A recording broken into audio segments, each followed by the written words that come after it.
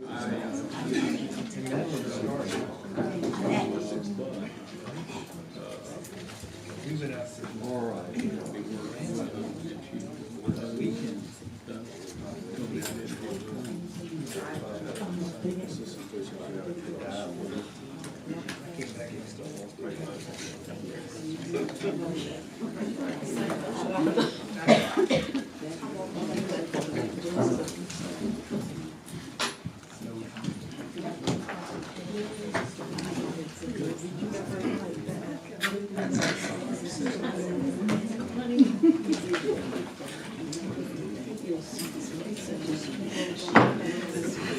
evening, residents. We're going to call to order our regularly scheduled commission meeting for Tuesday, April 9th at 6 p.m.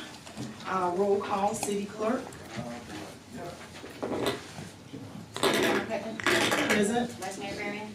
Present. Commissioner Shell. Here. Commissioner Williams. Present. Commissioner Watts. Here. At this time, we're going to have our invocation followed by our pledge to the flag. Would you raise the honors, Vice Mayor Varian? Please stand.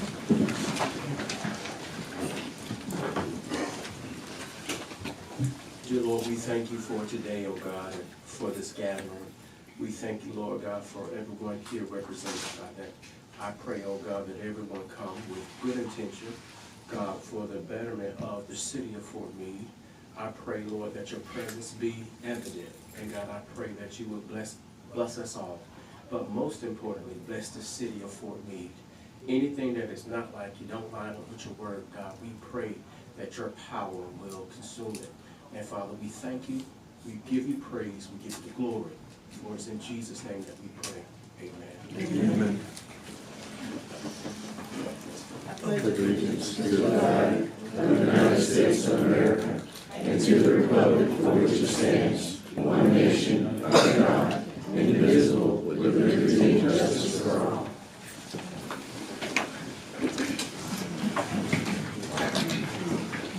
Thank you.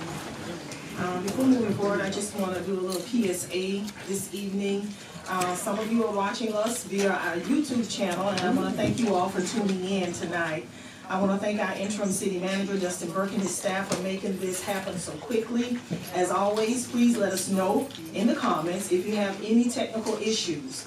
Also, please be respectful whenever you are commenting on any items or issues that come before us. We would like to make an announcement for those persons attending the meeting in person in our commission chambers. Please note that we have a new clock for public speaking. It is clear and bright, as you can see. So we ask that you please take note on your time to comment, and we look forward to all of your input. Very important, after the meetings, we ask that no one except staff approach the dais. If you feel that you have additional information to share with commissioners, please wait until we come from behind the dais. Our sheriff's deputies have been advised that no one is to come past their table after the meetings. Thank you all again for coming and for your cooperation. All right. Any additions or deletions? Item D? None at this time. Any proclamations or presentations? See any? Moving on to item F, public forum. Each person addressing the commission should have signed in by now, and to the city clerk no later than 6:35. Persons shall step up to the microphone, shall give his or her name and address in an audible tone of voice for the record. And unless further time is granted by the commission, shall limit their address to 3 minutes. All remarks shall be addressed to the commission as a body and not to any member thereof. No person other than the members of the commission having the floor shall be permitted to enter into any discussion, either directly or through members of the commission. Public forum is open. Madam Mayor, if you have some questions or clarification, when did the clock start? Good. At the beginning of the state name and address, or at the beginning of the body of the clock? The beginning of the body. Okay. I'll allow time for you to state your name and Right, address. just for the clarification for it. Thank you. All right. Public public forum is open. Who has the sign-in sheet?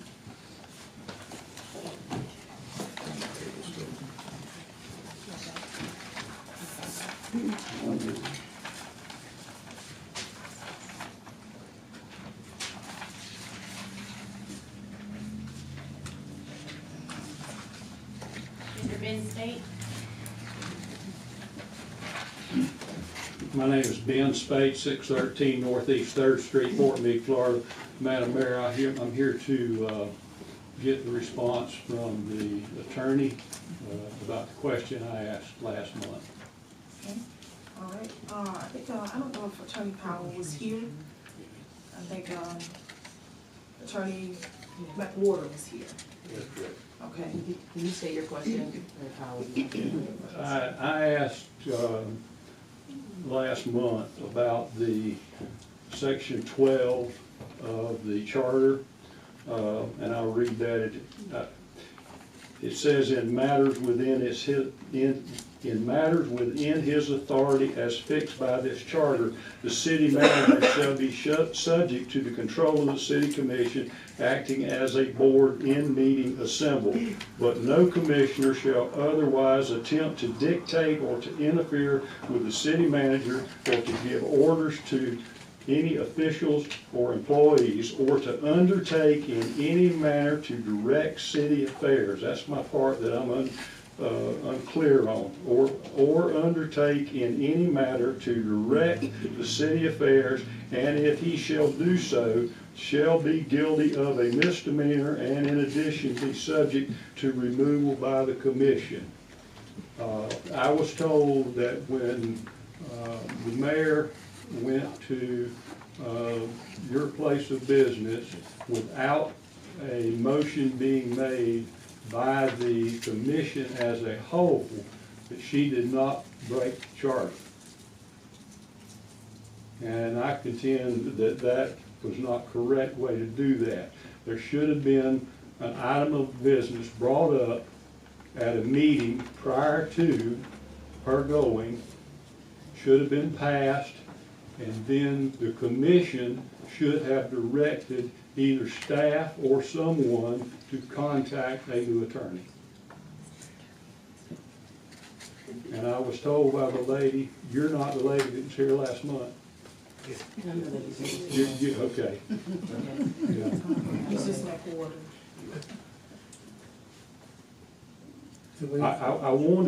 I wanted legal language to go along and tell me why it's not breaking the charter to do this. The way it works, sir, is the city attorney answers the legal questions of the commission. So I think I understand the gist of your question. So to the extent that any of the commissioners wishes the city attorney to respond to that, we'll certainly be happy to do that. So through the chair, whoever wishes to have the question answered. I would like to have it. Okay, I think your question is conflating a number of things. The first is that, I guess his time is up, and my time is on. You have, the city of Fort Meade has what's called a manager form of government, which means that the manager is responsible for the day-to-day operations of the city as it relates to staff. In other words, the city, no commissioner under the charter is permitted to go into, for example, Public Works and direct directions to the Public Works Director to perform certain functions. That's what's the intent, and that's what's contemplated under the statute. With regard to a decision by the commissioner to hire or otherwise interview a charter officer, which is separate from the managerial function, which, as I just noted, goes to staff. Any commissioner has the authority to contact, discuss with, interview, research, and make recommendations to their fellow commissioners as to the hiring and firing of any charter officer, including the city attorney. So I hope that answers your question. But the bottom line answer is it was not a violation, or is not a violation, that if in fact any of the commissioners contacted John Doe Law Firm concerning whether or not they were available or interested or for their qualifications under your charter. Thank you, Mr. Bear Spade. with me for 1 second. Thank you, Mr. Spade. Your time is up. I Yes, sir. And he answered your question. he, So your and time, I want to be sure that I understand his answer. your time. Madam Mayor, we need to have a little more leniency in certain matters. When the public doesn't understand something that's going on, as important as this, I'm at the point in my life that I want to move on from this subject. And so am I. So am I. And so your time is up. And I think, Mr. Powell, he answered that question today. He answered that question in previous meetings. I think since they've been here, they've responded to this rhetorical question. Did I, specifically me, Yes. currently now the mayor, at the time violate the charter? And the answer has been consistently and clearly no. So Can you That- read the that's language of the charter? I don't think, just as I stated at the beginning of your question, and I again, take direction from the commission. yes, sir. Thank you, Mr. Powell. Thank you for answering the question again. Who's next? Mr. E.J. King? You'll have to bear with me, I ain't feeling too well this evening.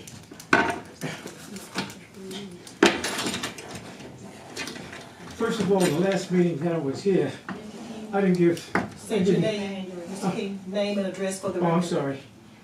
It's E.J. King, and I live at 108 3rd Street Southwest. And I didn't give you brothers any credit for what y'all did with the elections.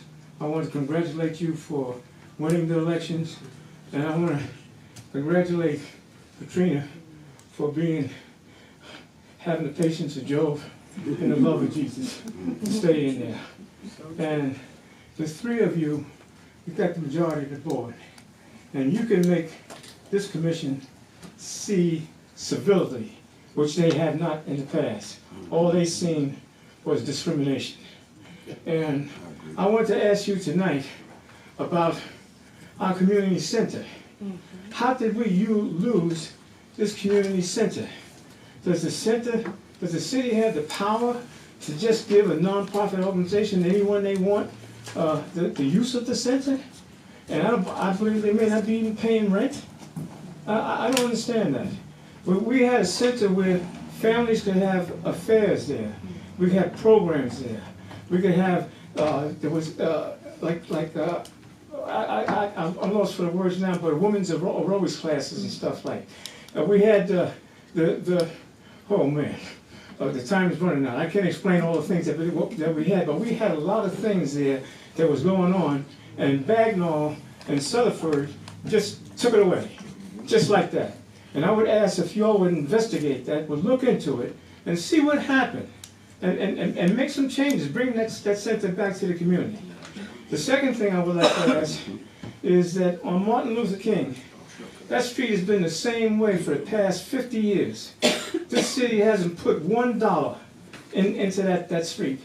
And I think that the commission can do something to give some type of incentive to the property owners down there to do something with that property, or let the city buy it through eminent domain and put some type of park or some type of attraction down there to beautify the street. We don't need a street named after Martin Luther King looking like a slum. And that's what it does. It looks just like a slum. Nobody wants to come down there, scared of what the hell might happen. Y'all can do something about it, and that's what I'm asking you to also look into that. Thank you. Any questions? I'll be more than glad to answer. Okay. And I've got to leave because I can't be around here in the dark, okay? Mr. King, your I hat's don't- on. Your hat, you can't. I'm just totally lost.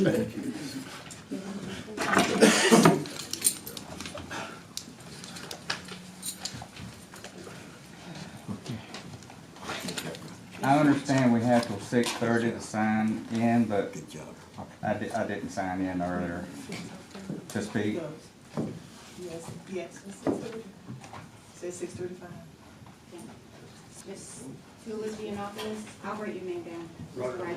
You go right She's there. writing it down. Same one? She's writing it down. She's writing it down. You gotta wait your turn.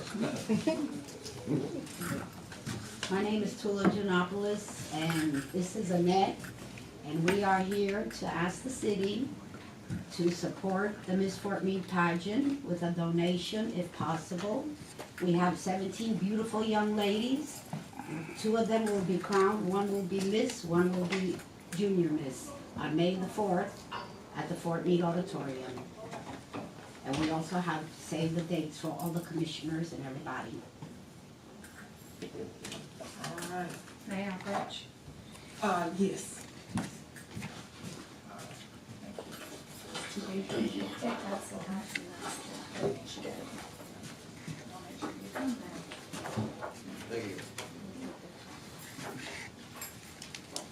Tula, can I ask you, what are you thinking? Sir? What do you need? How much you thinking? How about $1 million? I'll do that. You have- Whatever the city wants to give us, we'll take. And we will appreciate it very much. We pretty much set a limit on 250, didn't we? We do, we have room, for we set a 250 limit, we do have room for a donation of $250. I mean, we do it. Can I move I'll on? second that. Thank you very much. All right. Appreciate it.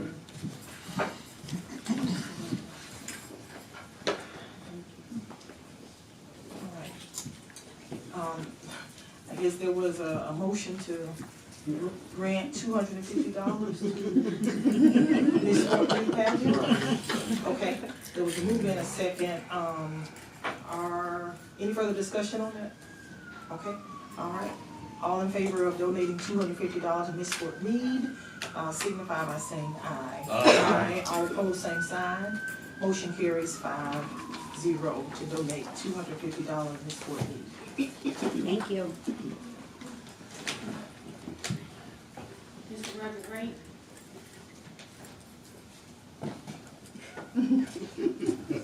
Roger Wright, 4400 Highway 98 East, Fort Meade. The ARPA funds. I understand that it was close to 3.1 million.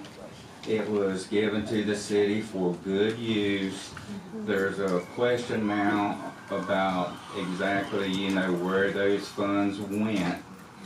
And as a good gesture to the citizens of Fort Meade, could we have just a simple ledger sheet, balance sheet, showing exactly what those funds were used for? Starting with 3.1 million up top and just going down the ledger sheet and, 150,000 for so-and-so, 250 for so-and-so.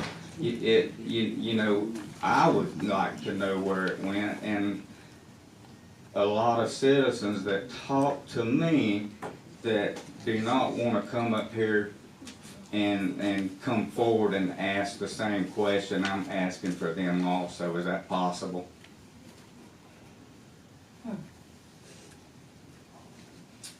I think we're somewhat addressing that tonight, a little bit later. I don't know if we'll have a breakdown to hand to you tonight, am I correct?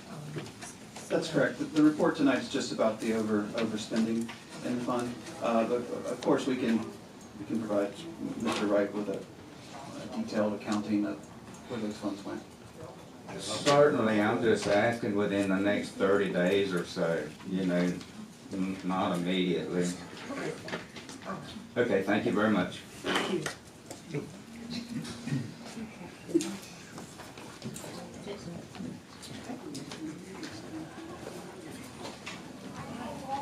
Okay, those are all the names on the public forum. We'll move to item G on our agenda tonight for approval of the minutes for our March 12th, 2024 regular meeting.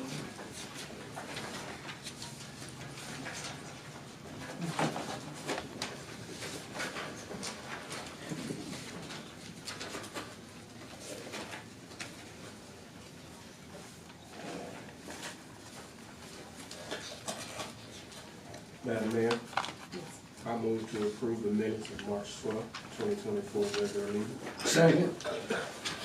I have a motion and a second to approve the minutes for our March 12th regular meeting. Any further discussion? All in favor of approval of the minutes for March 12th signify by saying aye. Aye. All opposed, same sign. Motion carries 5-0. Item H, consent agenda. Madam Mayor, I would like to pull and discuss item H04 on consent agenda. Item H04.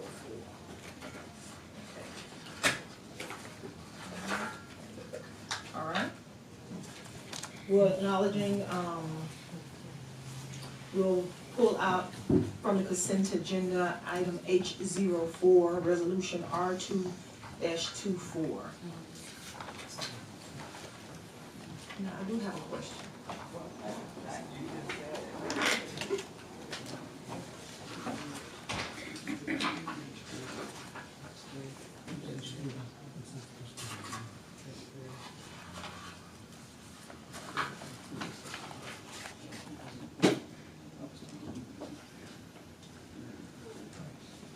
Madam Mayor?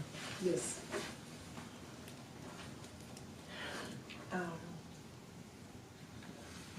Okay, oh, these other ones were already approved. Okay, I got it. I answered my question. I answered my question. Right, but I wanted. Yes, sir. I had an issue that I wanted to discuss with the commission. Okay, Under the consent agenda, you have item H3, which is a resolution 24-23 agreement with Latar and Associates for Engineering Services, CRA Main Street Project. yes. That item should properly be before your CRA board. In other words, you can't have the regular commission sitting as a regular commission adopting and considering CRA board items. So I apologize if this is on there because of my oversight. However, this cannot be on your agendas. But the proper route would be to address this item would be to have your CRA board notice a meeting and consider this item along with any other CRA business that would be conducted for that particular meeting. Agreed. Okay, all right, I'm just, okay, I'll take your advisement on that. Right, as I said, this may have gotten through the cracks, in putting this together. I certainly would have flagged it earlier, but as I'm looking at it now, I did not see that I've actually put my imprimatur on it. But just to make sure that this item should be properly before your CRA board. So once it goes before CRA, then it comes to the commission? No, once it goes to your CRA board for its consideration, which essentially are you all, it's finished, because the way the CRA is set up under your Florida statutes is it's a separate unit considering the expenditures of TIP financing dollars. That answers your question, Ms. Smith. It does. It just, that's not how it's happened historically. Oh. That's not a legal answer, it's just, heretofore, we don't know, all I can tell you is that your CRA is a separate instrumentality that was set up pursuant to a survey of blighted areas in your city. Correct. You've identified properties with a baseline, and that particular survey benefits the properties located within that survey with tax increment financing dollars. And decisions made pursuant to that creation on how funds are spent from the CRA trust funds is solely within the CRA board itself. So you can't have them conflated, you can't have them mixed. Agreed. I think that's what it's been happening. So would that also apply to H02, item H02? And though H02, which is what I did look at, is not an expenditure of Okay. the community revitalization agency. That is an expenditure of the city itself. And that's for CDBG funds and RIF funds. So for the record, the consent agenda would consist of items H01, 02 tonight for, And H4, which I believe is being pulled for Yeah. further discussion by Commissioner Williams. yes. Or, I'm sorry, Vice Mayor. Vice Mayor Barry, okay. All right. So what is being considered tonight for, did you want to discuss that now, Vice Mayor, or later? Item 4. You can discuss it now. Okay, all right. Let's discuss it now. Item H04. So, Madam Mayor, my issue with this is that it says it has the language in it that designated representative to apply for and execute documents. And so, Excuse me, Vice Mayor, I really apologize to interrupt. I need to read the resolution into the record. Yes, sir. A resolution of the City Commission of the City of Fort Meade, Florida, authorizing the mayor, interim city manager, and other designated representatives to apply for and execute documents related to the United States Department of Agriculture, Rural Development, Water and Wastewater grant for stormwater mitigation, providing for conflicts and providing for an effective date. Thank you. Carry on, sir. Yeah, so, my only issue is with the language in there that will authorize, or allow for a designated representative. That sounds like to me that's anybody outside of the city manager, the interim city manager, or the mayor to execute contracts. And I would like to see that all of our contracts are consistent with our charter and only have either that city manager designated to execute and or the mayor. So I would like to see that language, designated representative, moved from that. Vice Mayor, this, to apply for the USDA grant, I've been instructed to also include a designee from the Florida Rural Water Association to execute documents on the city's behalf.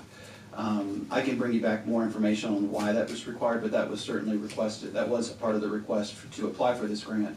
There would be a need to appoint an outside designee to not necessarily sign contractual documents, but maybe perhaps technical documents on behalf of the city. So I can bring back more, I can follow up with a memo, post memo on exactly some more information about that for you.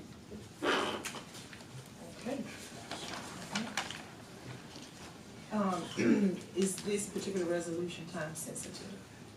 No, it's not. Okay. Okay, so we've discussed that. So now are we ready to vote on the consent agenda items H1 and 2?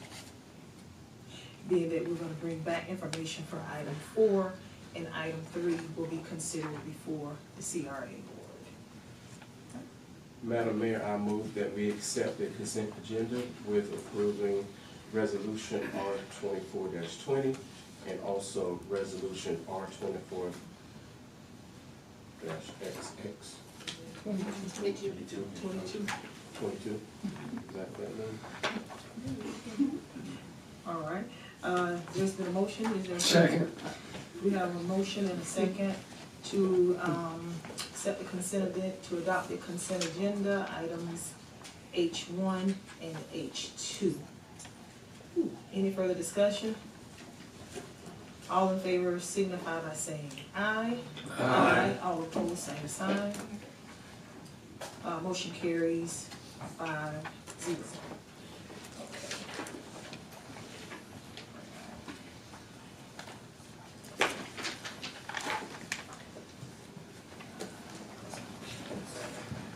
Moving on to item J1.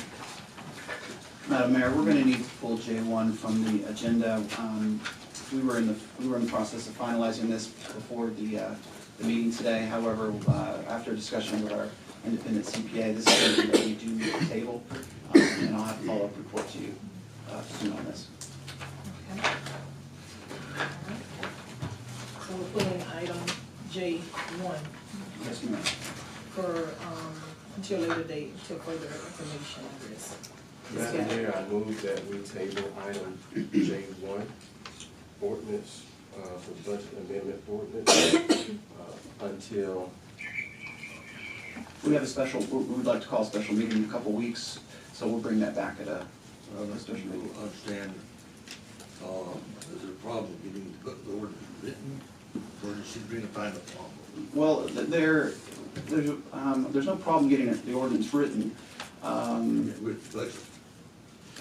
Well, I don't wanna say there's a problem with the budget, there's just not there's not enough clarity for me to bring a budget amendment ordinance to this board for its consideration at this time.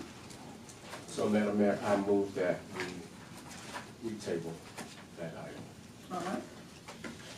There is the motion to table item J1. You have a second? Second. All right, we have a second on the floor to table item J1. No further discussion. All in favor signify by saying aye. Aye. All opposed, same sign. Motion carries 5-0, tabling J1. Moving on to J2, ordinance 2024-22. For the mission, Madam Mayor. Yes.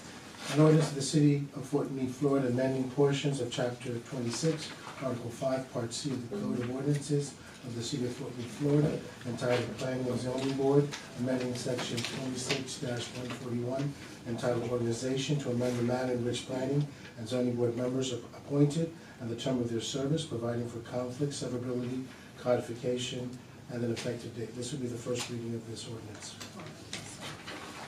Okay.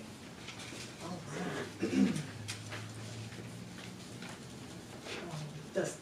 Yes, Madam Mayor, this ordinance is simply to align those that have been nominated to our P and Z board, their tenures to align with your tenures. Sometimes the appointees' tenures will outlast the commission's tenures. That's difficult for a new body to pick the representative they want, to have the agenda they want pushed forward. So this ordinance would align that appointment process with your tenure in office. Any further discussion on Yes, item? Yes, please. I'm totally against this. Okay. We've got it in the particular case with the planning and zoning board, we've got an excellent board of knowledgeable and qualified people that know the business inside and out. They've got a background in history in it, and have drilled in it for years. Not only as the board members, but in the private sector. And sometimes we have it hard to get qualified board members, if any, at times, on different boards. So I think we should keep them in place as long as they want to serve. I concur with that. We got a man that gets paid as a consultant, $200 an hour, that's doing it for nothing. It's just, I hate to see we lose anybody with those kind of credentials. Now, another one's a state surveyor for many, many years, and the same scenario. I hate to lose one of them either. Also, I concur with Commissioner Watts. So when was the last time they even looked for any, open it up for bid for anybody to get on the P and Z? That's unclear. That's what I thought. So we wouldn't know if there are any other qualified people if they are not given an opportunity to serve. That's my opinion. And Madam Mayor, the board is selected by the commission. So if there's two people that you like that are on the board, you can certainly maintain their appointment through your nomination. I also disagree with the background, if I'm not wrong, it said each commissioner would get appoint one, and the mayor and the vice mayor would appoint two. That's what it says, yes. Why? They have no more power than the other commissioners. Well, they have more work, so the idea is that they would be incentivized for the additional work that they do.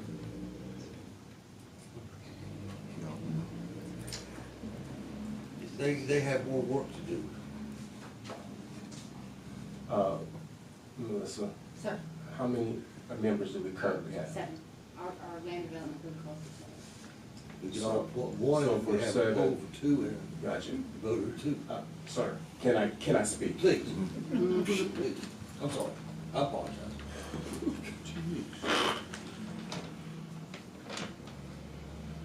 So currently,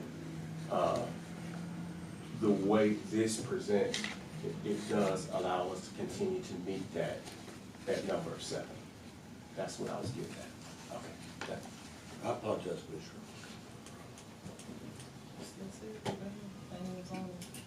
Seven members. That's all I have. Is this my motion, Madam Mayor? Great. I'd like to make a motion that we adopt ordinance 2024-05. Oh, sorry, 2024-06.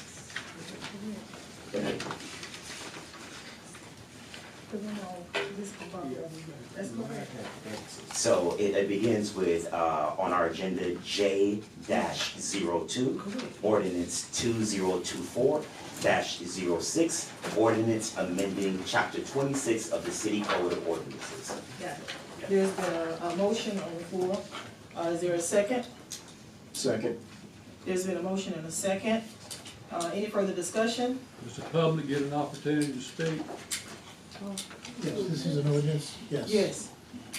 Yes. My name is Ben Spade, I live at 613 Northeast 3rd Street, Fort Meade, Florida. How did this ordinance come about? Was there a motion made at a previous meeting that we needed to change, or did this come from where?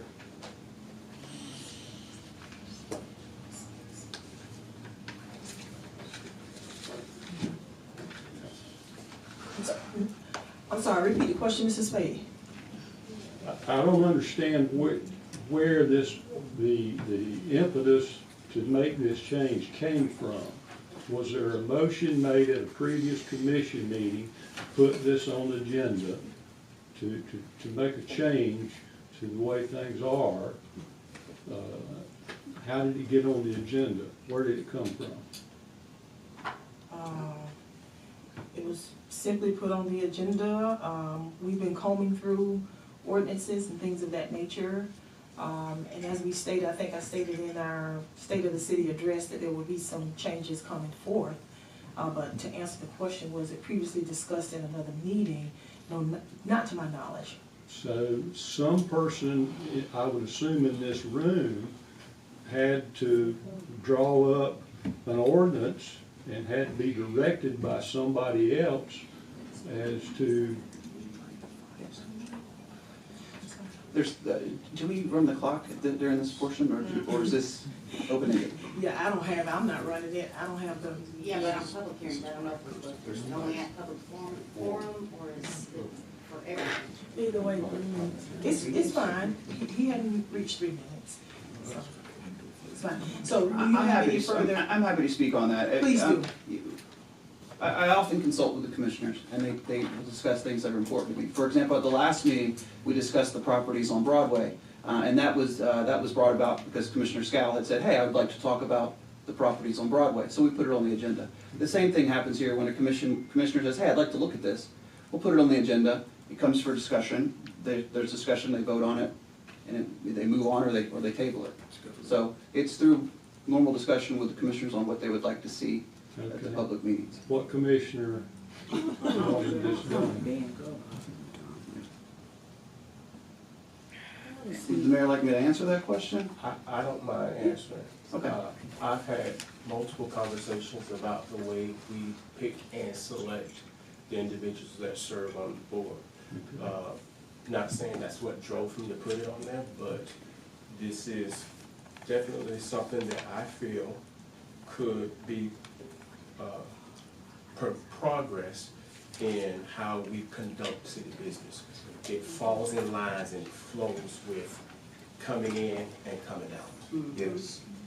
Okay, like somebody said earlier, at the same time that commissioners change, and of course I agree with Commissioner Watts, that the people that are on that board. Now, is that a 5-member now? Seven. It's a 7-member board, okay. I mean, I know 3 of them, 4 of them, I think I know.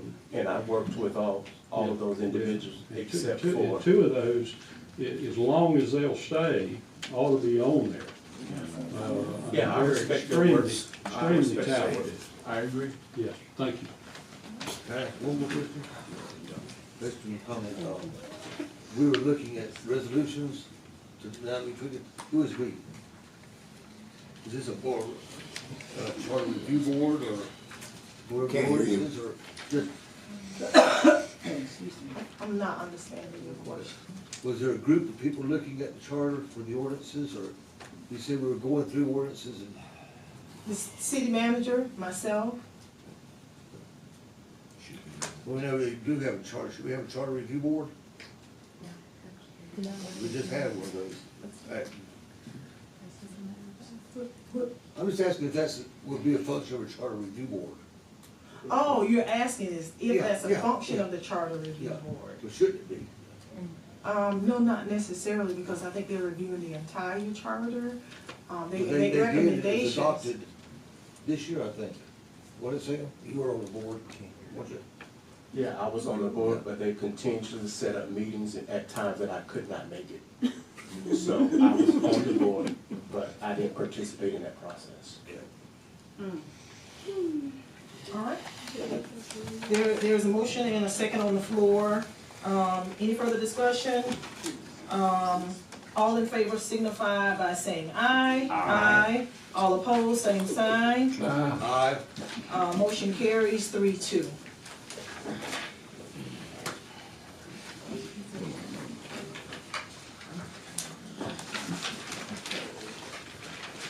Moving on to item J3.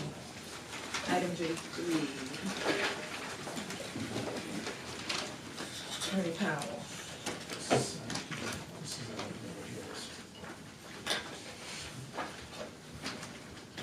An ordinance of the city of Fort Meade, Florida, amending chapter 17 of the Code of Ordinances of Fort Meade, Florida to create Article 4 thereof entitled Arts in Public Places Advisory Committee, to create an Art in Public Places Advisory Committee, creating a public art fund, providing for ownership and maintenance of public art, providing for conflict, severability, codification, and effective date. Thank you, sir. Interim City Manager Burke. Thank you, Madam Mayor. This ordinance simply brings us in line with other cities that have arts and beautification boards. If we want to grow, I think that this is something that we should look at.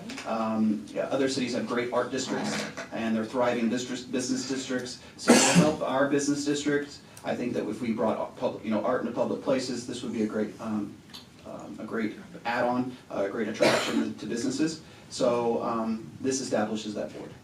Awesome. Any further discussion?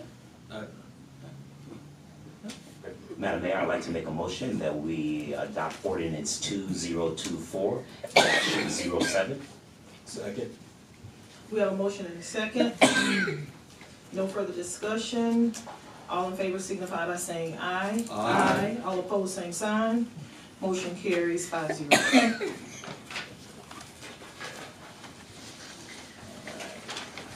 Moving on to item K. Item K1. Excuse me. Yes, sir. An ordinance of the City Commission of the City of Fort Meade, Florida, amending the Code of Ordinances by amending Article 2, Water and Sewer Service, Section 24-88, penalties for nonconformance, providing for severability and interpretation, providing for inclusion in the code, providing that officials are authorized to take action, providing for codification, and providing for an effective date. Thank you, sir. All right. We'll now open up for public hearing on item, on this ordinance 2024-01. If anyone wishes to comment, please come to the podium, state your name and address for the record.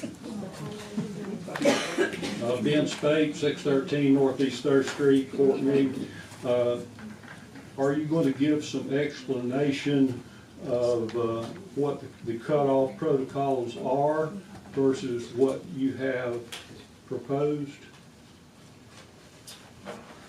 And I ask this question because 2 separate times, I got a notice to cut off my power, because I never got a bill. Positively, I never got a bill. And so now I have an automatic draw from my checking account so that doesn't happen again. Neither of those times was my fault. And so my concern is if you make cutoff time too close, and if you don't do something to personally notify people, they may not realize it. So your question is, what do we have in place now versus what are we proposing? Yes. The what's in place now is, that there needs to be notice that's not properly defined in the ordinance, and it's up to the reasonable discretion of the city manager on when that happens. This brings greater clarity to cutoffs.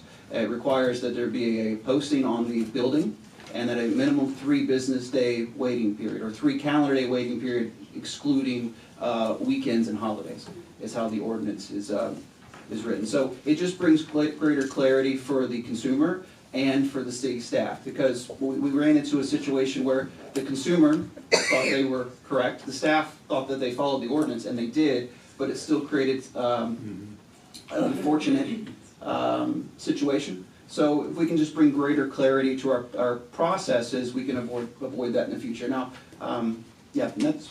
Could you elaborate on that? Mr. Mayor, I'm sorry. Is the cutoff time shorter than it was? Is the cutoff time shorter now than it was? The notice period. There was no set days in the notice period before. It was just after reasonable notice. That's how the ordinance was written, reasonable notice. So this just clarifies it for everyone's benefit, where it's 3 days. Madam Mayor, my question is this, does this also apply to power, electric cutoffs? No, this has nothing to do with billing. This is a safety issue. So the specific around backflow connection. So if there's a business or a home or a site with a backflow that's leaking, this would allow us to give notice to the person to repair it, and then we would go back out and inspect it and make sure that everything is good. So in Mr. Spade's case, he's referring to electric power, correct? Yeah. Okay, so no, that process would not apply to electric. Okay. I would think you would need to change your ordinance to specify what it is. Well, this ordinance is very specific to the section of the code dealing with backflow meters. Well, I asked what it was, and nobody mentioned that until Commissioner Barron brought it up.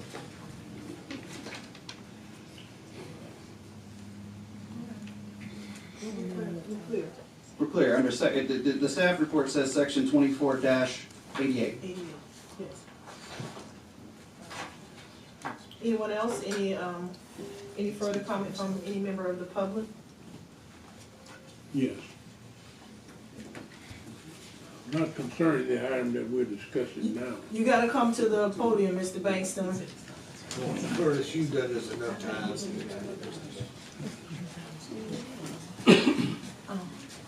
Curtis Bankston, 1370 North Charleston Avenue, Fort Meade, Florida.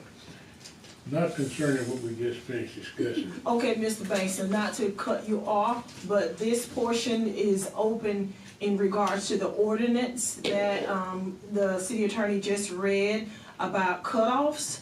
And so that's what we're addressing at this time. Okay, man. If you have a question in regards to that, we'll certainly entertain it. Well, tell me if I'm wrong or not when I say this. Once you close the public forum and you allow speakers after that, you're breaking new grounds. Normally when you close the public forum, that's it for the public until we get an item like you had. Correct. Like you just had. But the other thing we were discussing is we didn't have that kind of item. But we opened the public forum back up. What if 10 people that want to speak? We here all night. We have a time limit, sir. So, but as for right now, this is where we are, not to prolong the time. We're gonna, acknowledge that we're in public hearing for this ordinance that we're discussing now, amending section 24-88 service cutoff protocols. And so that's what we're gonna stick to. But what I'm asking, are we drawing a line when the public forum is closed, and if you allow somebody else to speak up, that it's back open again? So if it's back open again, then everybody can speak. No, sir. No, sir. It wouldn't be back open again. They're only speaking pertaining to this specific issue. That one, Yes. Yes. but earlier, that wasn't the case earlier. Yes, No. it was. We have a different set of rules now. So you have to sign in before 6:30. Did I say the right time? 6:35. 6:35. We have a sign-in sheet over there for the ones who don't reach Ms. Cannon prior to that time. So once you arrive, you have up to 6:35 p.m. to write your name on the paper to then participate in that process. Well, I didn't know about that. I must have missed that meeting that you had to sign in. I must have missed that meeting. But you're still not covering what I'm asking. You're not covering what I'm asking. I'm talking about the public comment. In past years, and I may be wrong about this now, since things have changed, the procedure. Originally, the public comments were for items not on the agenda. Mm-hmm. And I'm sure that's part of the way it still stands. But an agenda item, there is another opportunity to talk on that particular item. Not just anything you want to talk about. It has to be on that item. But heretofore, once you close the public hearing, there was no more of that. That did happen tonight. The public couldn't say anything, I don't care what came up on the agenda. Okay, Unless Mr. they Bankston. were asked, we couldn't ask y'all to speak again, but y'all can ask us to speak again. Mr. Bankston, Yeah. thank you. We understand what you're saying. I don't know if it's being lost in translation. But for now, not to prolong the time, we are extending this is a public hearing. So they have an opportunity to speak on the item that we're currently talking about, because it is up for a vote to pass or not to pass. So that's what we're addressing right now, okay? No, not okay, but seems like that's it. I think there's some people here who understand what I'm trying to say. Okay, well, thank you so much, Mr. Bankston. What if I wanted to say something midway through this meeting? Your time is up, Mr. Bankston. What if I wanted to say something midway through this meeting? Time is up, Mr. Bankston. Can I get up? No. And you're out of But certain order, people Mr. can. Bankston. Yeah. Once you close the public forum, it needs to stay closed. That's what I'm telling you. All right, we'll entertain, are there any other individuals that wish to speak on this particular item, public hearing? All right, we'll close public hearing.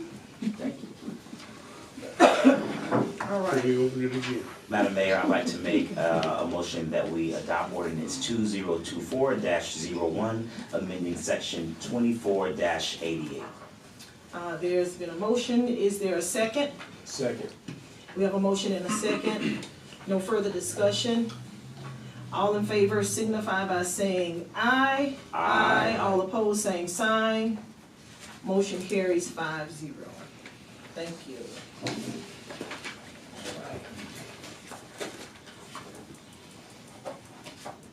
Are there any matters that were held over from the last meeting on item L? No? Moving on to item N. Item N.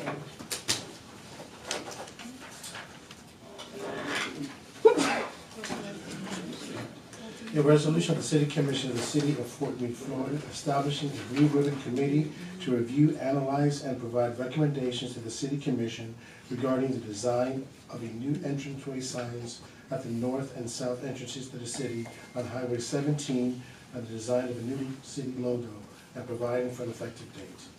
Thank you. All right. Would you care to elaborate, sir? Madam Mayor, I believe the resolution speaks for itself, so I'm happy to add context if you'd like, or All right. if you understand. Yeah, we understand it.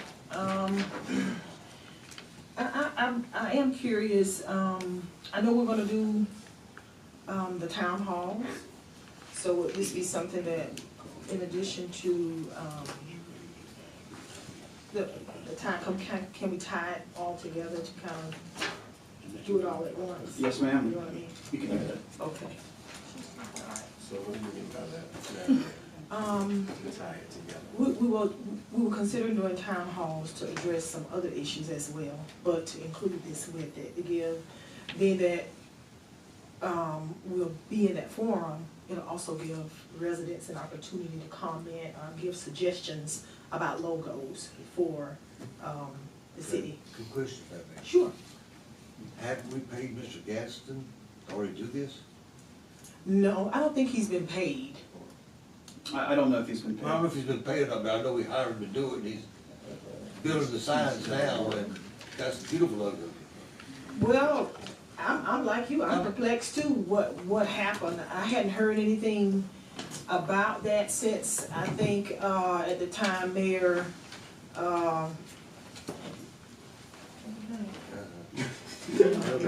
Elliott was here. That was the last time I heard anything about it, because they presented some logos, but we didn't adopt anything. I thought we voted on the Magnolia. We did, but then we sent it back saying, change it. That was my understanding. I thought we sent it back, I thought we had adopted it, you know, recommended adopting it anyway. Oh, and I also think that we got a letter or a memo, you should have, I know I did, saying that there was an issue with the Magnolia because it was already, what do you call it, trademarked? Or Licensed. copyrighted or licensed. Yes. And so we had to come back to the drawing board, and as far as I know of, I think I saw everybody's name Well, I on know that. they had two, I might be having them out of order. I know we had one Magnolia at one time, then it was changed somewhat to a different Magnolia layout. So I don't know if that was part of it or not. Madam Mayor, if I may, I think a bit of our discussion right now and confusion can be addressed and solved with the Blue Ribbon Committee. I also sat in on some of those meetings. There's been a lot of confusion and delay and various voices that I think has prolonged a process that could have been shorter and provided clarity to Mr. Gatson. So I think and I feel with the Blue Ribbon Committee that we can get a lot more clarity here in moving forward. I would like to request the amount of money or time George has spent on this, or, I'm sorry, Mr. Gasson, has spent and what we're gonna be able, I need to pay him at a later date. I can send a post-meeting memo Okay, with that information. Okay. I know he's gonna be entitled to something, because he's worked a good deal. I was under the impression he was working on the sign basis now. I don't know for sure. So I'd like to talk to him. I want to address us with his understanding too, to the committee or whoever. But I think it should be in contact. Madam Mayor, I too tried to drill down on any information regarding that from Main Street perspective. And I could not get any documents showing anything, images, any of that. So I think this would be a great way to move forward without hindrances and hiccups. Okay. With that said, Madam Mayor, I'd like to make a motion that we, is this, sorry, I can't see on my paper, adopt, it is N01, N-01, the resolution creating the Mayor's Blue Ribbon Committee on signage and logos. Madam Mayor, I have a question. Okay. Have we paid him anything that you know of? I don't know, but I am going to issue a post-meeting memo to the commission on what's been paid, if anything. And If anything, and what might need to be paid. Yeah, that was my, I know he's done a lot of work, like Commissioner Watts said on it, and everybody on this board knows that he's done a lot of work on it, but. Well, I don't know. I was trying to find that information and couldn't get it. I don't know. Well, From what we found out in the past, he has done quite a bit of work and design on it, but, This drawing. yeah. So, I just wanna know what, if we had to pay, if anything, if we paid him, that's what we had. Or if we need to, from a budgetary standpoint. Yes, sir. Yes, sir. And just as after we concluded the last meeting, I sent out memos afterwards. I'll be also sending out the same. So I'll include this for your review. All right, there's a motion. Second. There's a motion and a second, to adopt, resolution 2024-01. Any further discussion? Just for clarity, Madam Mayor, so Mr. Gatson, if there are monies that are owed, will be paid as we're taking care of business currently. And having a blue ribbon committee does not affect that. We will take care of that responsibility, correct? I just wanted the committee to have it in hand of what we've already spent. You know, when it's our budget for down the road. All right. All right. There's a motion and a second on the floor. Are we ready to vote? All in favor, signify by saying aye. Aye. Those opposed, like sign. Motion carries 5-0. All right, report of the city manager. Item O01. Thank you, Madam Mayor. At the last commission meeting, we discussed some overspending in the ARPA fund. And the commission asked me to do an inquiry and provide a report on my findings. This report is, I believe, materially accurate. I don't have a confidence that it's 100% accurate, but I believe that it is materially accurate. And the reason I say that is because before we went to print, we were still making adjustments, but we had narrowed our range down to an area where I was confident enough to present these findings. It is a very detailed report, and I'm not going to read it all to you, but I will touch on some highlights, or if you'd like, or I can just answer questions. So I'll take your guidance on how you'd like me to proceed with the report. I personally would like you to highlight some bullet points that you have. Sure. As you may remember at the last commission meeting, the impetus of this was received an invoice that we did not have the funds in the ARPA fund to pay. And so we began an inquiry on how this came about. And I can say that the staff is very committed to doing well. They want to do well. They want to understand their job well. They don't want these issues to come back before the commission. At the beginning of the inquiry, I can say there was a little resistance. There was more of a let's make sure that people's reputations don't take a hit, and we had to reinforce that we just got to tell the truth on how this happened. And over time, they realized, hey, by getting this out, we can fix it, and we won't have these challenges again. So I interviewed, and I don't want to say it was an official interview, there were discussions. So there were a series of discussions individually, there were group discussions, and I gave the staff and administrative directors to complete. The research was done by staff, the conclusions were largely compiled by staff as well. So these aren't just my thoughts, there's a large consensus from staff on the conclusion. I think the first thing we need to do is establish what does the charter and what does the ordinance require of the city manager when it comes to spending. And the ordinances give the city manager delegated authority of $25,000. He or she can spend $25,000 on an unbudgeted item, so long as that unbudgeted item has funds to pay it. So they've got to have unencumbered funds available for spending. I spoke with the city attorney about this. There's been some ambiguity on what the $25,000 limit means. Like, is it unlimited $25,000? Is it one $25,000 expense? And through discussions with the city attorney, it's most often interpreted as $25,000 per vendor per year. So that was the framework for how I wrote the report based on that interpretation. And you all should have received policy memo that went along with this. I sent that out Friday. I just want to make sure that you also had that. So this lays out a framework for how to deal with unbudgeted funds. So for unbudgeted items of $25,000 or less, the city manager has the authority to approve the purchase, provided that sufficient unencumbered funds are available. And it's going to be my policy, as long as I'm in this chair, to notify you of when unbudgeted funds are spent. I think in the last couple of weeks, I sent you a memo that says, hey, I had to make an emergency purchase of $4,000.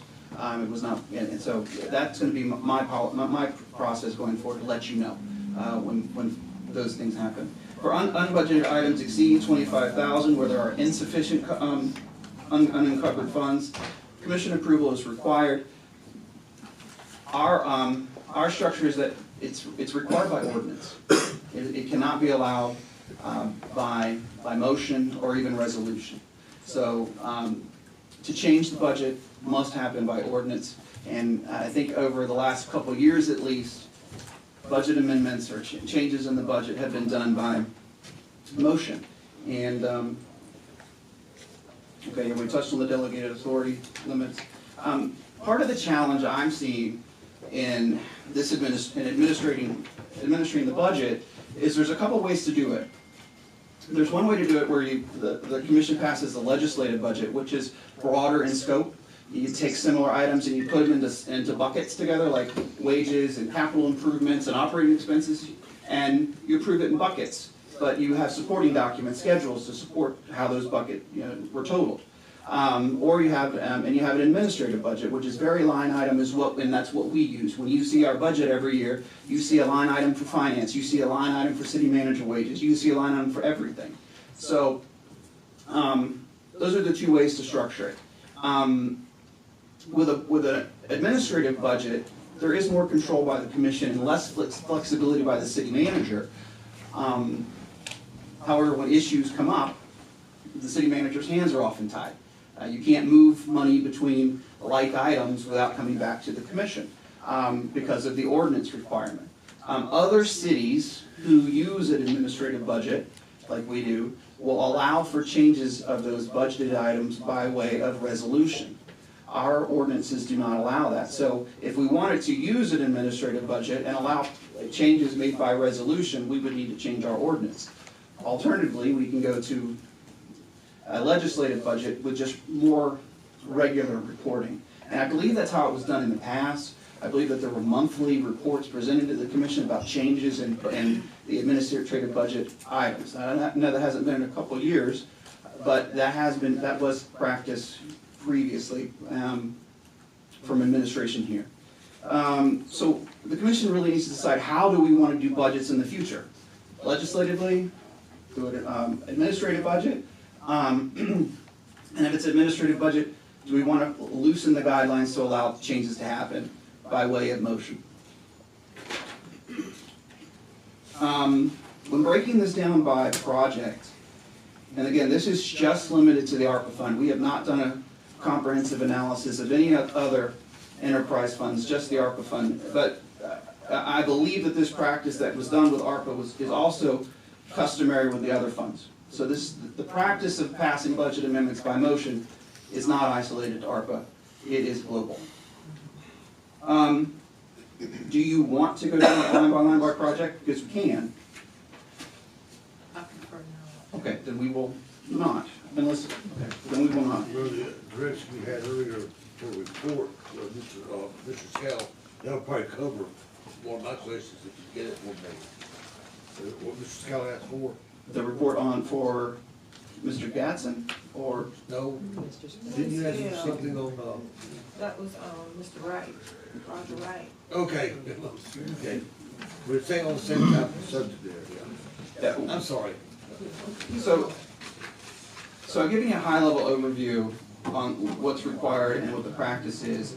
The next section of the report is very detailed on what happened by project. Since we don't want to go into details on that, we won't. But some recommendations are to clarify the city manager's authority.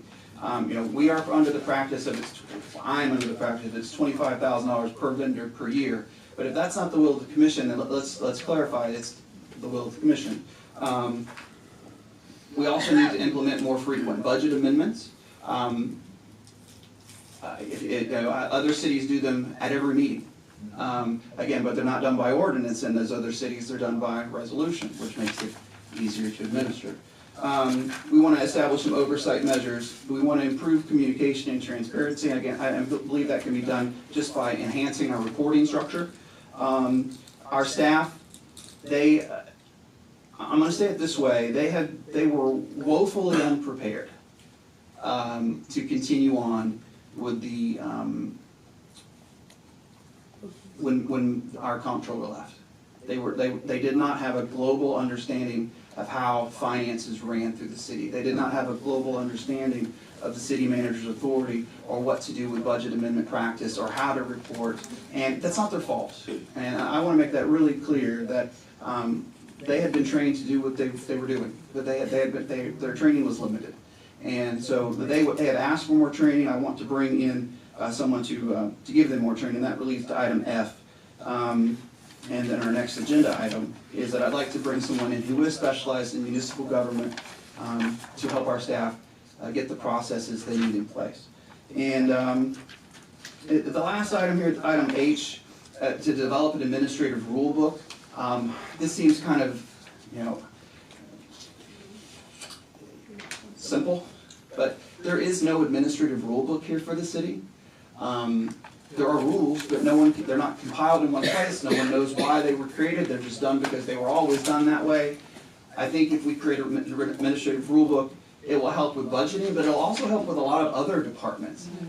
So, I've begun drafting some rules that we can put in place. The drafts are, the draft rules are how do we create the rules. But I think that is the first step to creating order and clarity on how to move forward, not just with budgeting, but all other sections of the city that there may need clarity. So that's the bulk of my report. Okay. What questions do you have about this? So basically within my interpretation, not of all that you have here, but for the most part, previous practice has been basically paying for things without knowing if the funds were available. And as a result, it kind of put us at a deficit in some areas. Say for instance, if it came out of stormwater fund, but roads needed something, it was just shifting, moving money around, but not necessarily knowing if the money was available to cover some of the expenses. That's certainly part of it, because we see in the fire cascade purchase that when I went back and read the minutes, the commission approved the purchase with the understanding that the purchase would be paid from ARPA funds and that a grant would refund the ARPA fund. But, and so that item was done last budget year, and then nothing was put on this current budget year regarding the cascade system. During this budget year, we found out that part of that grant failed, and it did not cover the cascade system, leaving the cascade $56,000 purchase unbudgeted. The unfortunate thing about that is when the budget for this year was created for fire, for capital improvements in fire, there was $36,000 allocated for hoses and apparatus appliances. But when Cascade failed, Cascade was billed to that line item of $36,000. So the 56 was billed to what we had allotted, 36, putting that budget, that item already overspent. Yeah. What makes that even worse, and I'm kind of passionate about this, is it left the other items unfunded. So we have hose that's not funded, we have appliances that aren't funded, and we're going to have to correct that in the future. In thinking of accountability, there are some questions that I have. Like, do we have an idea of when this occurred, or has this been a chronic issue? Are we referring specifically to previous city management as to why these issues have existed? This seems to have been going on for quite a while. Okay. I don't know when the practice started. I have But I don't believe that this is the practice that has always been in place, just from conversations with, but I haven't, there's no record that I've reviewed that substantiates that. But from conversations, it seems like budget amendment ordinances were the norm in the past. Okay, and somehow we got away from that. Well, I know we've always had this problem for the 26 years I've been here, and it's, city managers have gone through the budget and have found money, and Mr. Meade may agree or disagree, but they were able to find money, and they always look for money when they balance. Right, and we always balance with good comments. right, and I think what you're saying is to avoid these continued occurrences, we as a body need to give you direction how to move forward in regards to this. Do we want to continue the way that we've been going for the past 26, 30 years, or do we want to make necessary amendments to avoid pitfalls and shortfalls?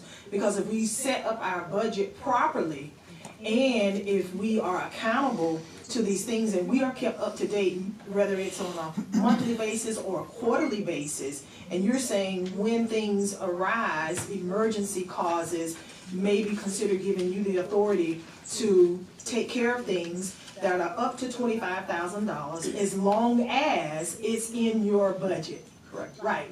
Not saying we're gonna approve you and now you just gotta go out and find it. Right? So if we, the commission, give you the proper direction, we can avoid this moving forward, which we need to. Part of it is commission-based and part of it is administratively based. Yes. So part of the administrative improvements that we can do is just use the tools that we have to encumber projects. Because you can say how many projects are being billed from this fund, and that information is not readily available. We have to do research, and our system can track it, but we're just not using that functionality. But my plans are that we will be using that functionality very soon. Right. Thank you. Any further comments or questions? All right. Yes, sorry, I wanted, and it's important that we hear this clearly, because it reveals, the missteps and the pitfalls that we've had with previous city management, so that we don't have a glossed over or false thought and image of what was taking place with previous city management. What I would like to see, if possible, is to get a report of all credit cards issued by the city and to whom they were assigned and how much has been spent going back for the past 2 years. I would also like to receive a report of all spending over $1,000 that we as a commission or the previous commission did not approve. I have some questions on that because sometimes things are in the budget and they're contemplated in the budget. So are you $1,000, is it unbudgeted items or any item over $1,000? Unbudgeted items. Okay. Going back 2 years? Yes.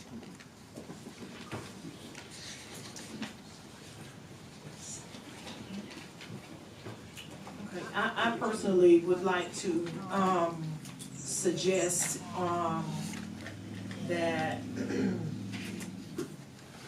we adopt a practice of a legislative budget, and to be kept up to date, perhaps, on a quarterly basis, and continue informing the commission when emergencies arise and measures are having to take place, whether it's $4,000 or $400. If it's an emergency, just to keeping us well informed. That way, when questions do arise from citizens in the community or things of that nature, we are already aware that these things are taking place, and what measures had to be taken and why. For me, that helps me get an understanding of where we are and what's going on, and not just finding out once a month or just before our commission meeting. Yes, ma'am. That helps me a lot. So, as well as continue the proper training and utilizing the tools that we do have, our BSNA system. I think that's really important. And getting personnel in that can train us so that we can make sure we are getting the full use of what we are already paying for. I just feel like that's important. If we have this tool, we need to use it to full capacity. Yes, ma'am. So I don't know if any other commissioners have any recommendations or thoughts? And I would just pray patience with the commission. This is, realigning processes can take time. It can be an iterative process. We can, see what works, what doesn't. So we will move at this as quickly as we can, but I do want, you understand, we've got a learning curve to climb. You have anything, Commissioner? Go ahead.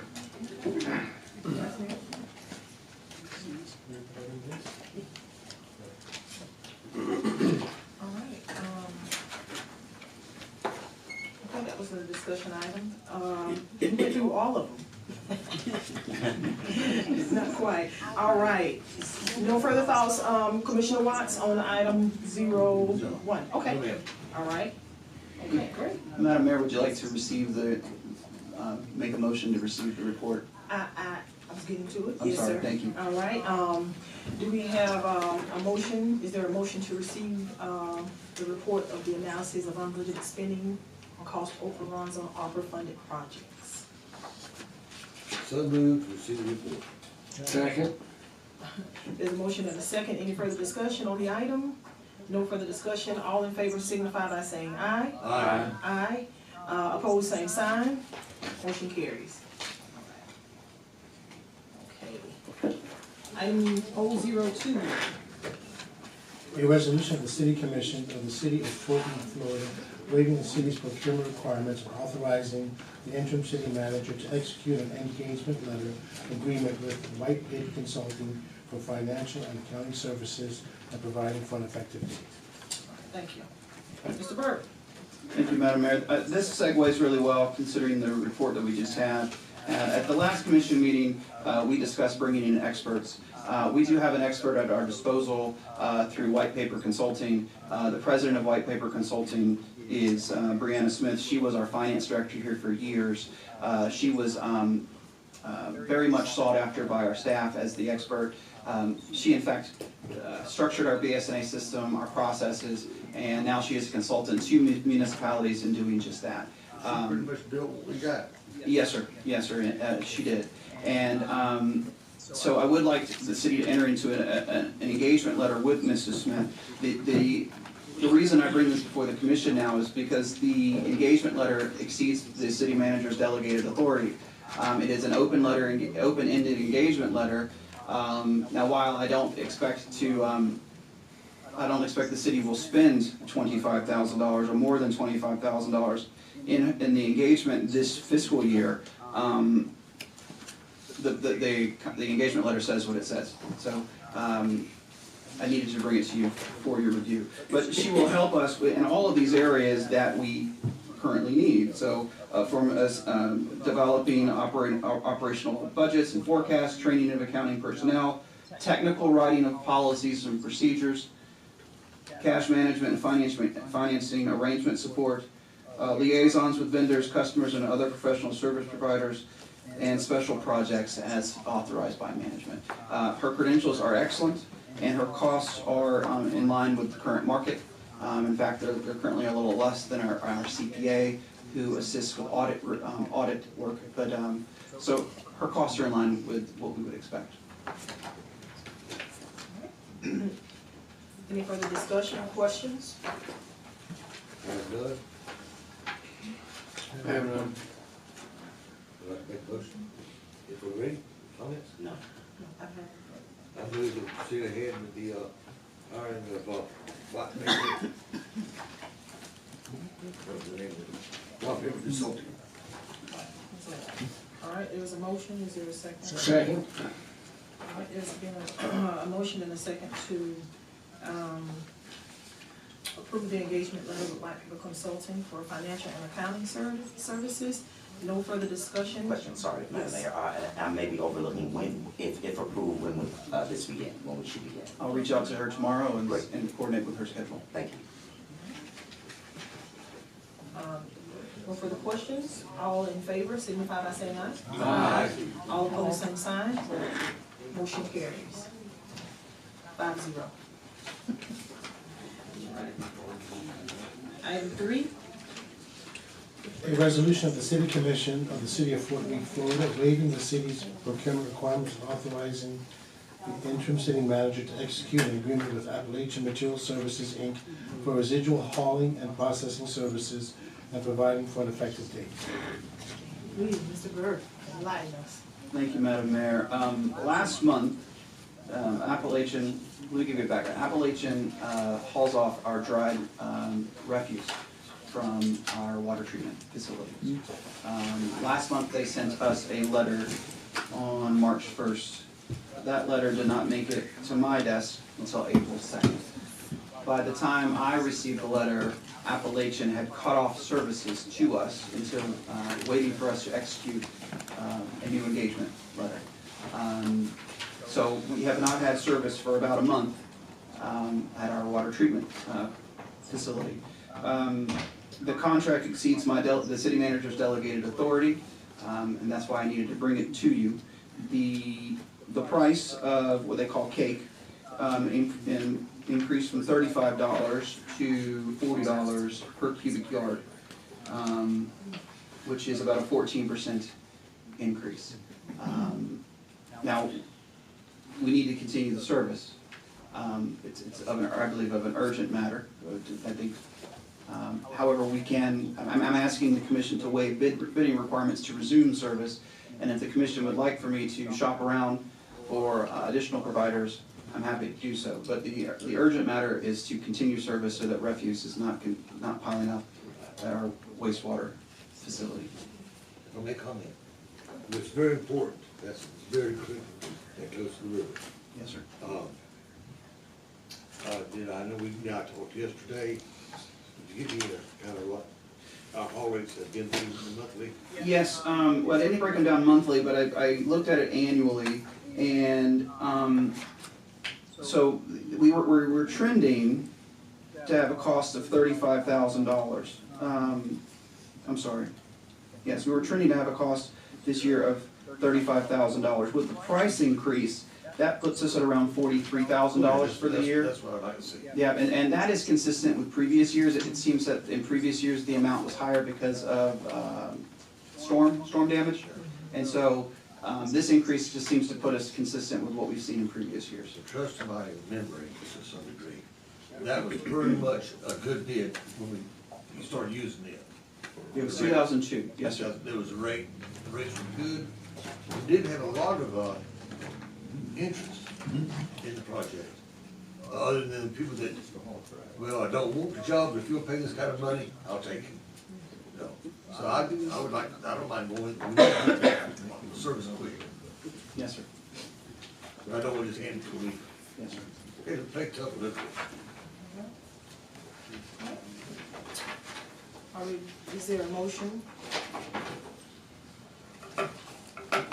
Or any further discussion about the item? No further discussion, is there a motion to adopt? So moved. There's a motion and a second to adopt a resolution approving continuation of residuals hauling and processing service for Appalachian Material Services.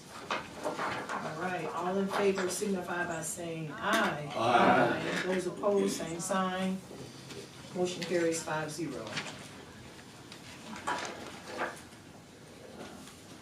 Item 4. A resolution of the City Commission of the City of Fort Meade, Florida, approving the engagement of Kurt Wheeler, MAI, to conduct appraisal services for city-owned commercial properties located at 36 Broadway Street West and 115 Broadway Street West, providing for allocation of funds in the amount of $3,400, and providing for an effective date.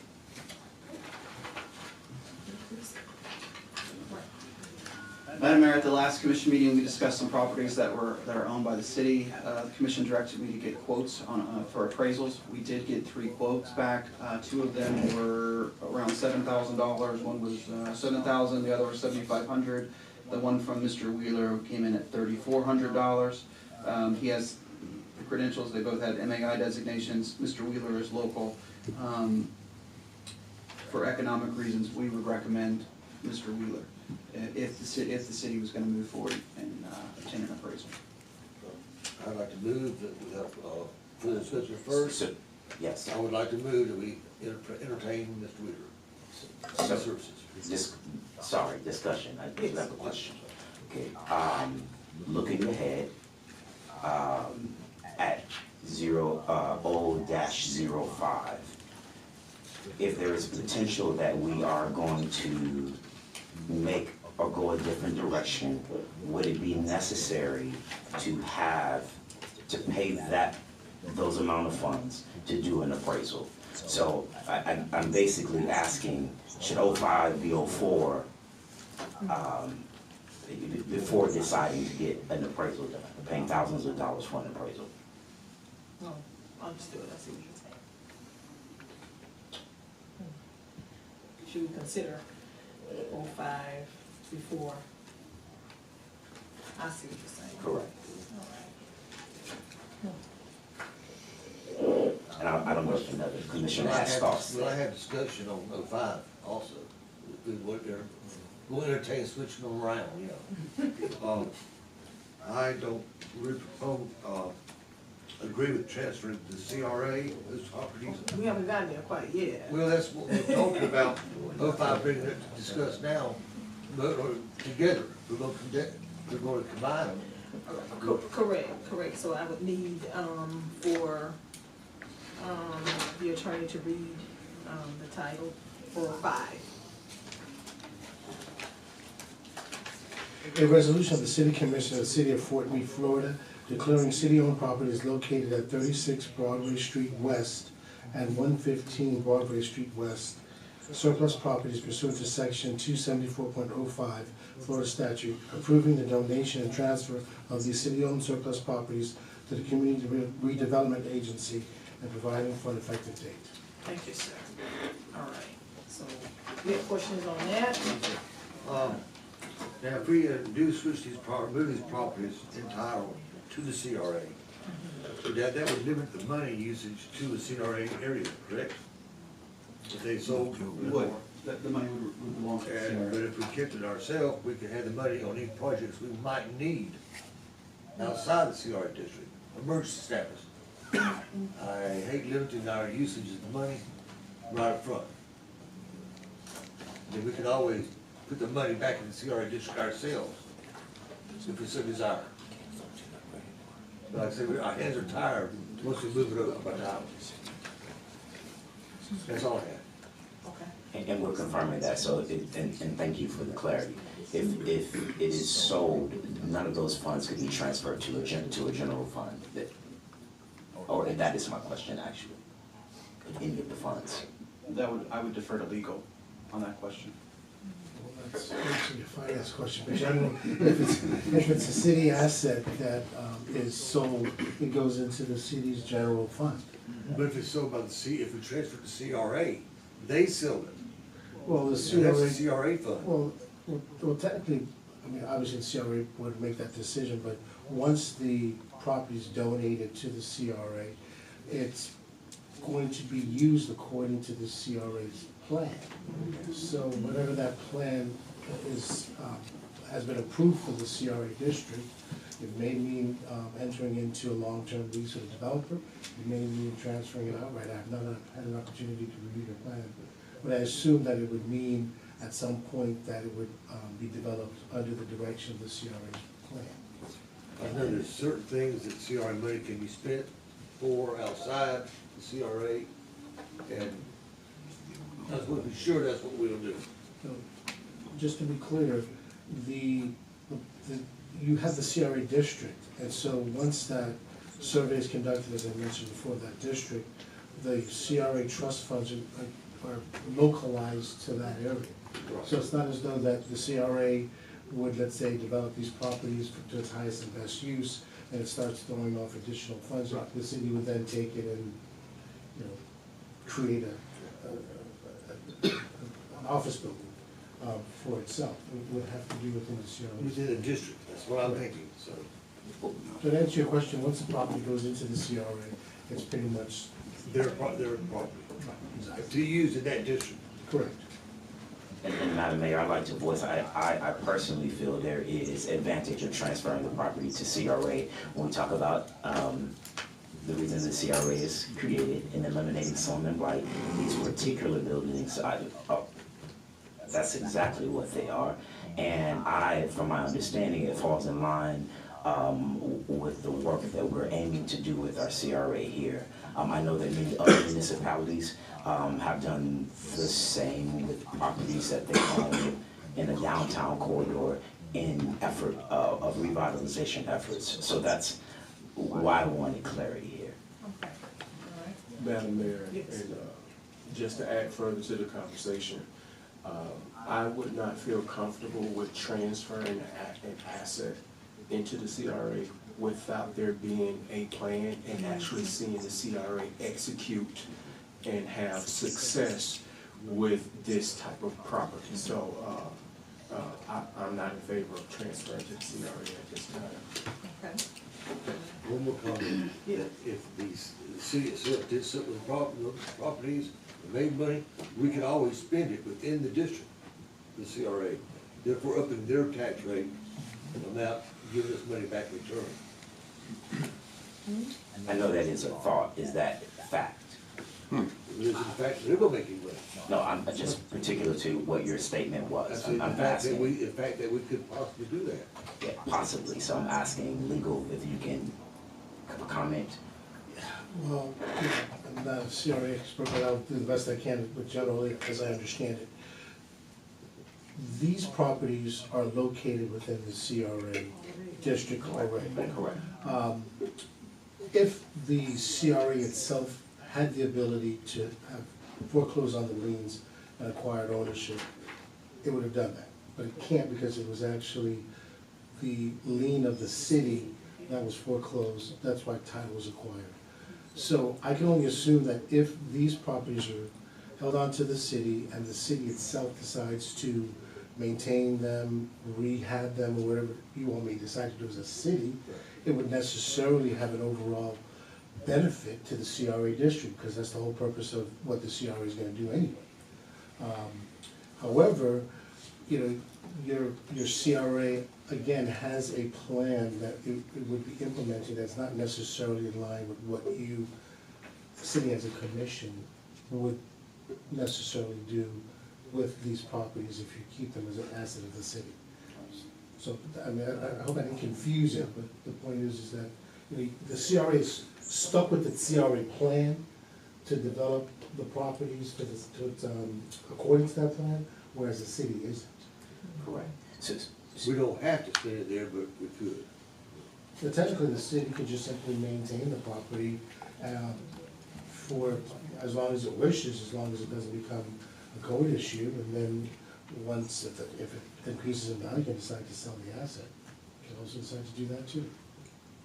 Would it be acceptable to have our CRA board present a plan or clarify their thoughts of what our revitalization efforts look like for those buildings before a move is made regarding appraisal? Well, I would already assume that the CRA already has its plan. So, We are the CRA board, so. well, the CRA board is, its ways or navigation, if you will, is its plan. So to the extent that the plan's already been approved, once the CRA was created, the assets of these properties being transferred, they would have to be developed by the CRA in accordance with that plan. So to answer your question, you would simply have to just look at what the CRA's existing plan is for the district, and you pretty much know what the CRA board has to do with the properties. Right. So just basically my understanding is if the will of the commission is to go this route, to transfer the city property back into the CRA, then basically based upon what I know of the plan of the CRA, they would in essence do the same thing that perhaps the city, but have greater flexibility of how they engage with those who are interested in the property. And maybe be able to offer more incentives to property owners or potential buyers of that sort in acquiring that property. Giving them an outlay and say, hey, this is, we own this property, you're interested in this property, but here are some incentives for you acquiring this property. This is what we'll do. We'll waive certain fees, or we'll give you a specific timeline to have X, Y, and Z done. Whereas in, I guess if we, the city, takes on the ownership of it, we don't currently have a plan like that written. Am I correct in saying that? But being that CRA already does, and the CRA, if they want the building appraised, they can pay for it. That's the way I look at it. And you know, the other thought is how time sensitive is this? You know, regarding moving forward, I do not think it's in the city's best interest to pump a lot of dollars into these buildings. And, you know, if it's not time sensitive, meaning we need to figure this out right now, there's a possibility that we can address this again at a later date. Can I ask a question? Somebody got better memory than me. Is this one of these properties, what, delayed, I can't think of the name? It's been woke for some time now, want to buy it? Yes. So there is a buyer out there, there's one of them, or maybe both. For clarity, Commissioner I Watts. let her appraise it for sure.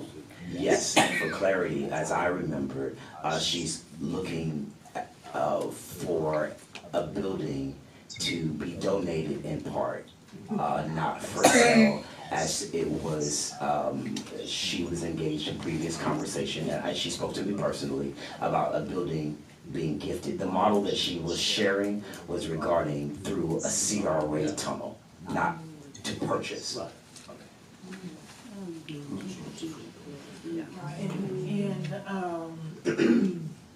with that being said, seems like we've discussed two items at once. So we do need to decide what direction we're gonna take. Are we gonna table the item?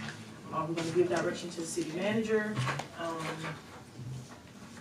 Are we gonna have the building appraised and we put the bill for that?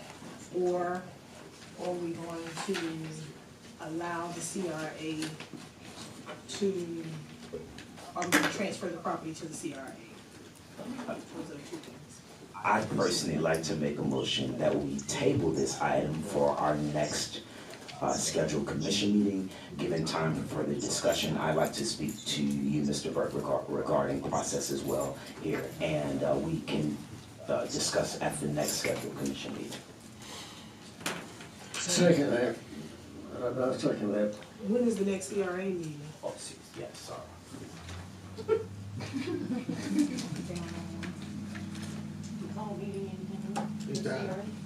Do they have a scheduled meeting, the next scheduled CRA meeting, or for the advisory board? They do them quarterly, are the scheduled ones, so it would be, should have been in March, then it'll be again in June.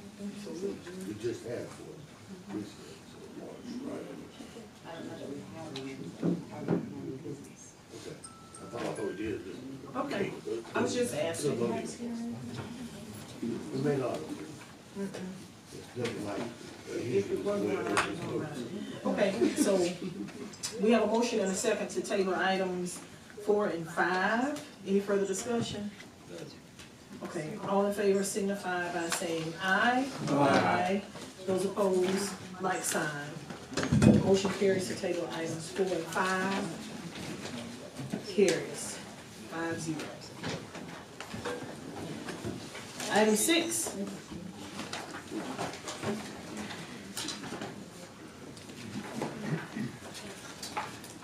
A resolution of the City Commission of the City of Fort Meade, Florida, authorizing the mayor to execute an agreement for land transfer and sewer installation between the City of Fort Meade and the American Legion Post 23, and providing for an effective date. Thank you, sir. Mr. Burke? Thank you, Madam Mayor. You may remember last year, the city approached the American Legion Post 23 about the land that they acquire around Patterson Park. They own the majority of the land from the island to their shore. And discussion was that that they would donate that land to the city in exchange for connecting them to our sewer system. We did receive a grant award to pay for that, and this simply brings us back to the commission for to memorialize, codify, and approve the sale.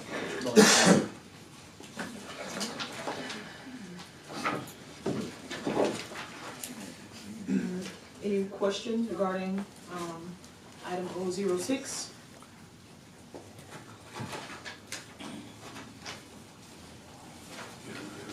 No questions, no discussion? No discussion for me. Is there a motion? I would like to move forward with agreement for the land transfer and sewer installation between the city and the American Legion Post 23. Second. There's a motion and a second. No further discussion. All in favor signify by saying aye. Aye. Aye. Opposed, same sign. Motion carries 5-0. Item 7.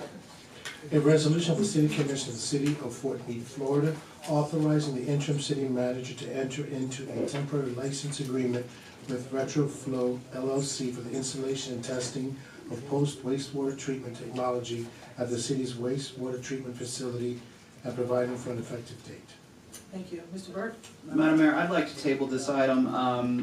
This item was in the works with our water and wastewater director. He has been on leave this week due to a loss, and I really wanted to consult with him on his expertise before presenting this in full. I thought we would have that ready, but due to his absence, I think that we need to table this item for now. So noted. That's all. Yes, sir. All right. So noted. Do we have a date when you get back? Monday. Just wondering, no problems. All right.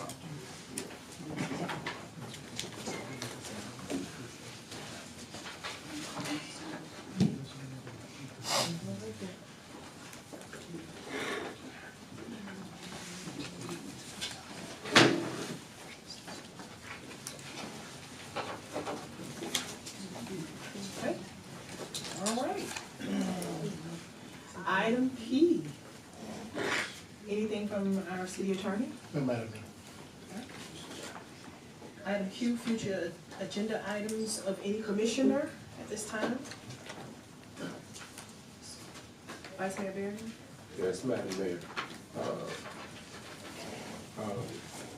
Mr. Burke, on 2 different occasions, I asked you regarding communicating with the city attorneys regarding the work that would need to be done for an agreement for the broadband to move forward. Has that taken place? The IRU? Yes. I haven't spoken to the attorneys about this. We've reached out to Fred Fox, the administrator. He has identified an attorney who can assist us with that.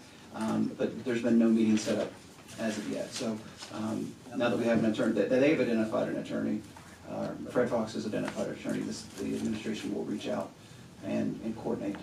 Okay, so what's an expected timeline? That's a good question. I would hope to have had an answer to you sooner. However, now we've got more hands, and I think that our process will start to speed up.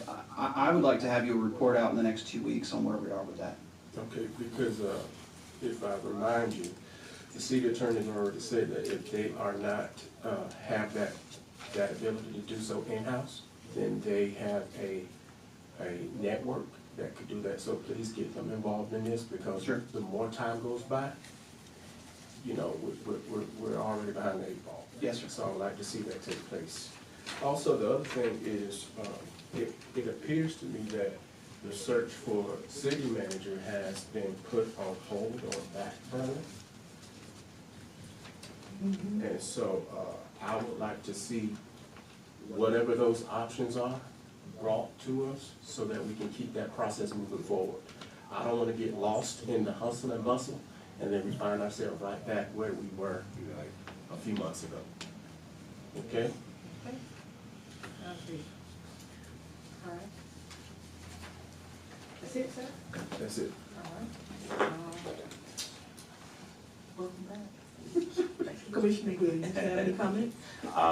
Yes, I want to thank the community for their support. It feels like it's been months ago, but a few weeks ago, we were able to put on a community event, the Central Florida Soul Music Festival. It brought together the entire community, and nothing gives us more joy than to see us coming together. I think we had about 100 kids at a time over playing in the packing house lot. So I just want to thank the community. There's a lot of divisiveness in the air and around. So anytime that we can come together, I think it's worth highlighting and celebrating. I'm hoping that that our foundation can continue to produce events that will bring us together. So thank you to the community, thank you to the commissioners and city staff for your support in making that happen. Commissioner Watts? Well, Sam brought up, the commissioner, Barry brought up my comment, asked about the status of the city manager search. Okay. All right. City manager search. Okay. Do we have a report so far, or we just, hey, we gotta keep off of this? No, I think what happened was we went ahead and agreed to hire interim city manager Burke. We had quite a few resumes and applications submitted. And I know me personally, I was hoping we had gotten a HR person by that time. We do have an HR personnel now, so I think it would be a good time to perhaps go back through those applications to see where we are. I'm not certain what the timeline for, I think it's June or July, for the 5 months to be up. But I definitely don't want us to be caught, in that situation again to where we are forced to do something. We don't have to. Right. So, and two, we can also look at those, review those current applications, and as the commission, we can decide what we want to do moving forward. But we can review. And we can also review our current interim city manager along with that as well. We already have his resume. He's working diligently, and I think he too should be in that consideration. For clarification, what you'd like staff to bring back, would you like to re-review all of the resumes, or just what you haven't? What resumes would you like to see from the city manager search? How shall I task our HR person? Well, to my knowledge, we went over, I don't personally want to look at the ones that were being considered along with the last person who we did decide not to move forward with, but after that, we opened up a new search. Yeah, the We second. closed that one, and then the next time we open a new one. Yeah, that's what, those. Yes, Right. yeah. That's the last wave. The most recent batch. Yes, ma'am. All right, future agenda, we went over that.